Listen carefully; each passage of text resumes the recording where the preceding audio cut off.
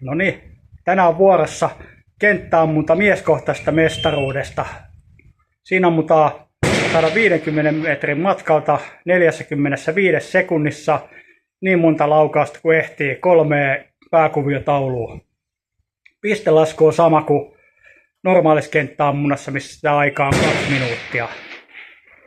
Ja tässä tuskin ehtii sitä 10 laukausta ampua. En tiedä, ehkä joku tekijämies tempaseekin sinne sen 10. Ja kiväärinä on M2830. Ei ehkä ajankohdalle täysin uskollinen, että Lotta-kivääri olisi ollut tässä ehkä, tai ihan perus 91 kivääri, niin parempi vaihtoehto. Mutta mennään nyt tällä, kumminkin suojeluskuntakivääri.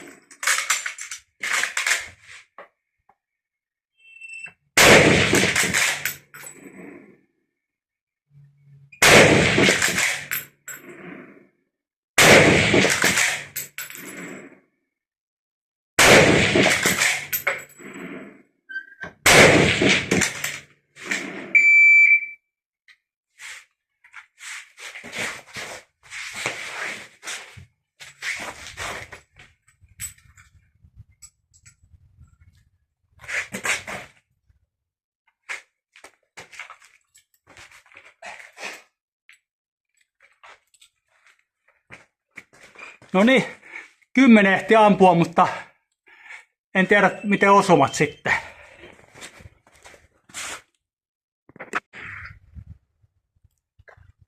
Ota sitten osumia.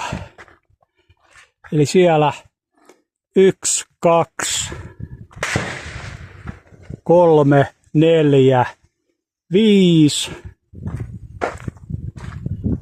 6, 7.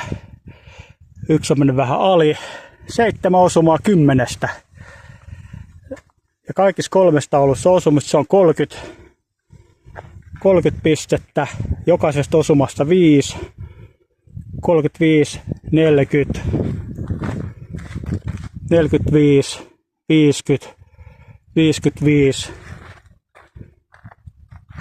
60, 65, 65 plus 4, 69, 69, 72, 76,